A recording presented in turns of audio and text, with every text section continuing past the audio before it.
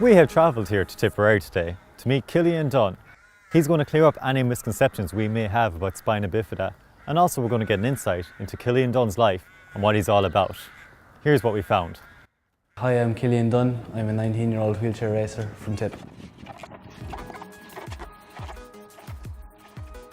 Well, when I was 5, my dad took me to an open day for Paralympic sport in Morton Stadium in Dublin, just to kind of see if we could give me an outlet to have, and that's overall the sports that we tried. Athletics was kind of something that really got my attention, like, and so I started off as a javelin, shot put and discus thrower, and I stayed doing that and competed internationally twice for that in the Worlds. And then in 2012 I had an operation on my stomach which caused me to lose a lot of weight, and so when the weight came off then I wouldn't have been able to throw again, so we went back and we said we'd try wheelchair racing, and it took off really well. So over that short period of time then I was back on the Irish squad and I was heading to the Worlds again, so it was a good decision really. So I always want to be the best I can be, like, and it's kind of like every athlete has their bad days, but if I have a bad day it kind of just drives me on more, because if I see a guy pass me I'm like, no, I'm going to pass you the next day, so it kind of drives me on even more to be a competitive kind of guy.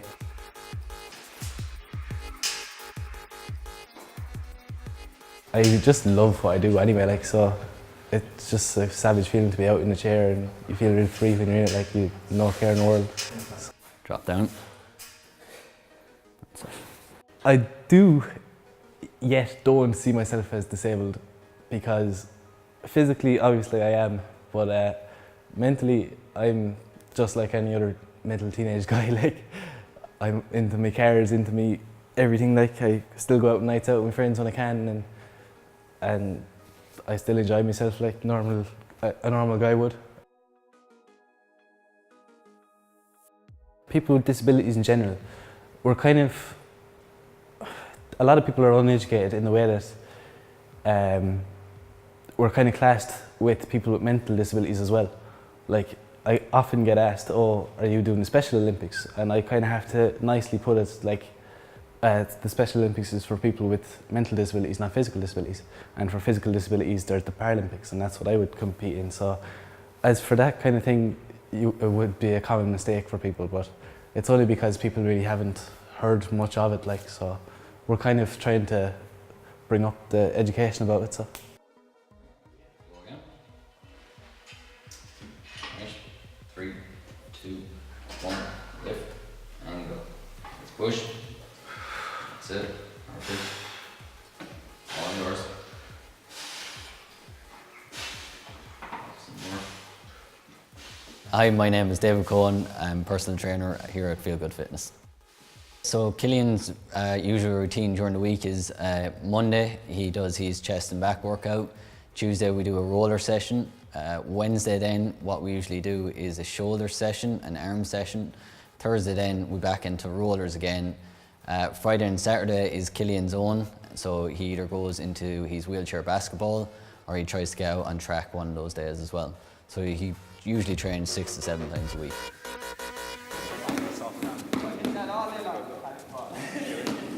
Right lads, so we're going to be doing bounding first. So it's basically, you're going to be doing like a standing long jump, only you're going to continuously move. So you're going to squat down at the line, say, and you're going to go as far as me, so I'll move over there first. And the second you hit the ground, you're going to flex your knees just to bring the impact down a bit. And then you're going to go again, so you're going to keep throwing yourself forward until you get to me, and then you can walk back, right? My name is Dunne. I'm a lecturer here in Thurles in a strength and conditioning course. I also work as a strength and conditioning coach outside of this, so I'm head of S&C with Shannon Rugby Club, and also work with a couple of other GA clubs and soccer clubs as well. Have certain aspects of students that would actually have certain needs. So in terms of Cillian's so-called disability, we don't really kind of like lecture him differently. Obviously the practical classes, there are certain things he can actually take part in and certain things he can't, but that's kind of your part of actually helping Cillian develop himself as a strength and conditioning coach. So Cillian will work a lot on in terms of his coaching cues, his coaching points, rather than actually demonstrating it. Cillian is well able, he's a smart guy, he's really attentive to class, knows his stuff. What you have to try to do is you have to try making sure that he can adapt to any kind of situation, because when he goes out into the real world, when he goes out into coaching per se, this is what he's going to have to do, this is going to be his career, so you can't really make allowances for him because like he's the same as any one of us, there's no difference with him. So. I think disability really for me is just as somebody who hasn't got the same, in terms of like, I suppose our society, they wouldn't have the same what word am I looking for? Like if we keep on saying to people that like, oh, this person has a disability and we're going to keep on treating them the same way, we're not going to progress as a society. We're not going to progress. So like if we got word when Cillian was coming in, he has a disability, and like I was saying to the girl who was ahead of Cillian, oh, she has a disability, if we treat them the exact same way, they're not going to progress. So you have to treat people differently. You can't just segregate everybody into the one bracket. Everybody's going to have different needs, different kind of aspects of their life that they want to achieve, different things they want to achieve, and it's up to us, I suppose, as us as lecturers for Cillian, to help him achieve that, and the same with the girl ahead, help her achieve her needs by not treating them the same. They have to have different individual needs as well. So.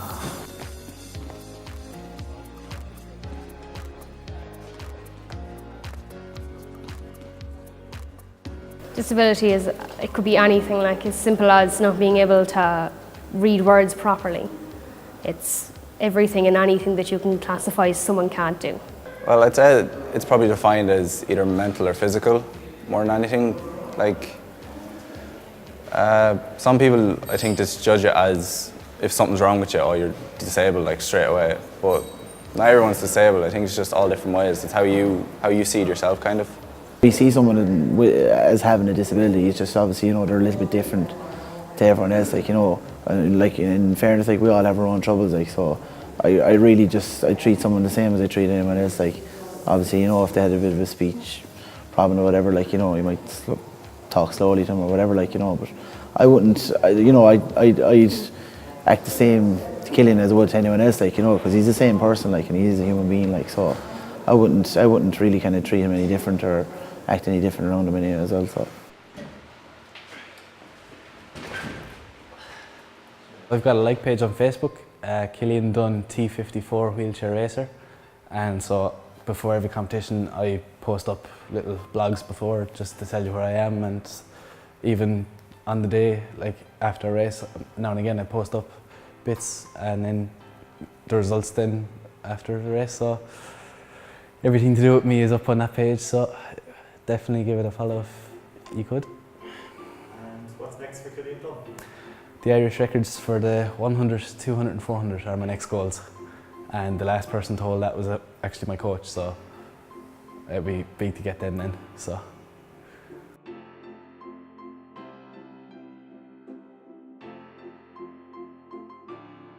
Lucky enough to have a gym like this here for the likes of Cillian, and with David here looking after everybody every week, it's brilliant compared to what it used to be back in the day.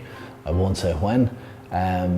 As you can see here around us, there's some great equipment, and as I say, because there's an instructor here now as well, yes, we have the facilities for the sport. What is needed is more people like Cillian out there in the community. When people come into the gym, they see Cillian doing push-ups, sit-ups, pull-ups, drag-ups, whatever he's made to do, the very same as they're doing, and people actually forget that he's in a chair. And if there was more participation in local groups, local communities, with people with disability, you see the big problem is, as often comes up, disability is a big word, but a lot of people count all the different types of disabilities as a disability, and there's a big difference. But in our case with Cillian, the most important thing is he's out there, he's playing darts, he's playing pool, drinking a pint when I'm not watching, training, racing, so people just see him, they know him as Cillian, they don't know him as the wheelchair or anything else. Some parts of it, yes, when I'm left, there's always a discussion about my knowledge and the depth of my knowledge, but I do what I can, I stay out of the way when I can, but the technical stuff we leave to David here, to his track coach, another David in Dublin. But I'm always there or thereabouts anyway, telling him what I think, because I know best. On the sports front, it has to be Prague last year at the World Championships. To see him on the podium getting medals at a World Championship, it's fairly special. As I've often said, since you'd watch the Olympics and you see the Irish lads going up on the thing, but when it's actually your own son, it's fairly nice. It's fairly nice. But like, in fairness, from day one, since he was born, there's been problems along the way. He's mastered all the problems. So we've had lots of highlights, but definitely Prague last year was one of them.